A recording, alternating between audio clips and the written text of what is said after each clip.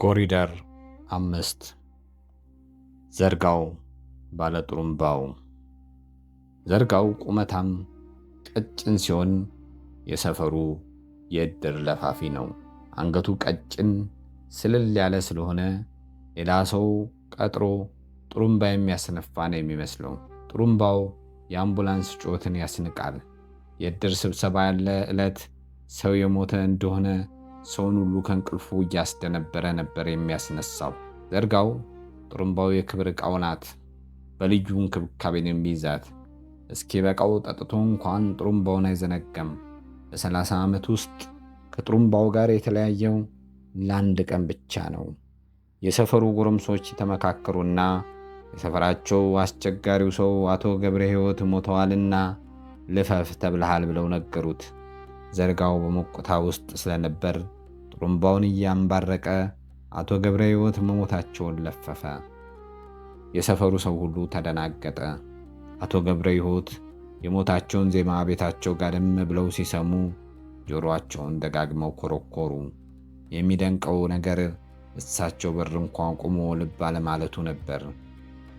አቶ ገብረ ሕይወት አንተ ቱልቱላ በቁሜ ልትቀብረኝ ፈለክ ብለው ተንጠራርተው ዘርጋውን 2 ጊዜ አጮሉትና ጥሩምባውን ቀምተውት ሄዱ። ዘርጋው በጥፊ መመታቱ ሳይሆን የጥሩምባውን መነጠቅ አንጀቱ ውስጥ ገብቶ አስለቀሰው። ድምፅ አውጥቶ አለቀሰ። የተሰበሰበው የሰፈሩ ሰው የወቅቱ ሊቀመንበር የነበሩት አቶ ጫኔ ዘርጋውን ገስጸው መጠጡን እንዲተው መክረው ጠዋት እንደሚመልሱለት ቃል ገቡለት። ወደ ቤቱ ቢገባም እንቅልፍ ባይኑ ሳይዞር አደረ። ጎህ ሳይቀድዶ የአቶ ጫኔን በር አንኳኳ። አቶ ጫኔም 4 ሰዓት እድር ቤት እንዲገናኙ ቀጠሩት።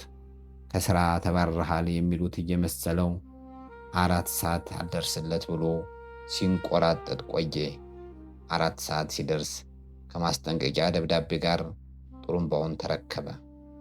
ዛሬ የእድሩ ሊቀመንበር አቶ አስራት እፈልግሃለሁ ጥሩምባን ይዘና ብለው ሲልኩበት የሰሞኑን ወሬ ስለሰማ ልቡ ተረብሿል።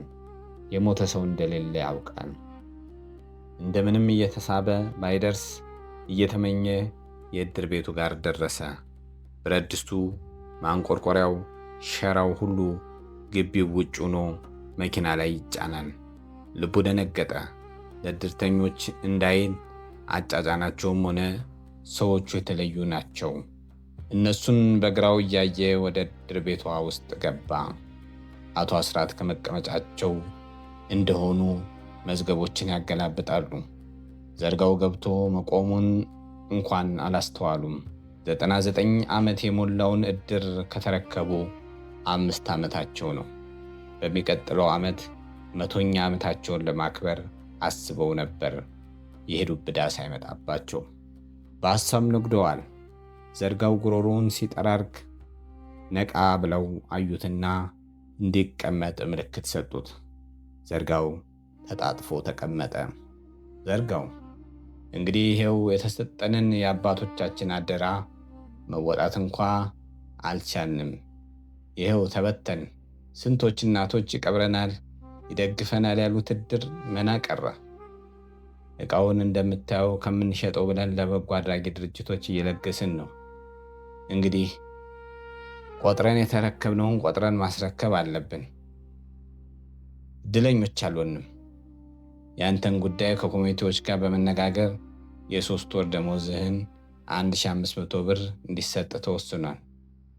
ያው እንግዲህ እጅህ ላይ ያለችው ንብረት አስረክበኝ፣ ስራ መፈለጊያ ይሆናል ብለው እጃቸውን ዘረጉለት። እንባ አነቀው። እጁ ላይ የያዛትን ጥሩምባ ተመለከታት። በአዲስነቷ ታብረቀርቅ ነበር። እሱ እጅ 30 ዓመት ተቀምጣለች። የብዙዎች ታላላቅ ሰዎች ሞት አውጃለች። ሳያስበው ስቅስቅ ብሎ አለቀሰ። ጥሩምባው ከእጁ ተነጥላ አታውቅም። ለመስጠት ሳሳ። ከንፈሩ እየተንቀጠቀጠ ታዲያ ጥሩምባዬን ያውሰዱብኝ አለ። አቶ አስራት አንጀታቸው ተንሰፈሰፈ። እንዳይተውት ከንብረት ጋር ቆጥረው ተረክበዋታል። ሁኔታው ስለረበሻቸው አቅማሙ። ልጁ ከእጁ ተነጥላ እንደምትሄድበት አባት ማንጠልጠያዋን እንደያዘ በዓይኑ ተማጸናቸው። እሳቸውም ሳያስቡት እያነቡ ነበር። በል እንግዲህ ምን አደርጋለሁ? እኔ ኃላፊነቱን ወስዳለሁ አሉት። ኮንዶሚኒየም ይሰጥህ የተባለ ያህል ፊቱ ብርሃን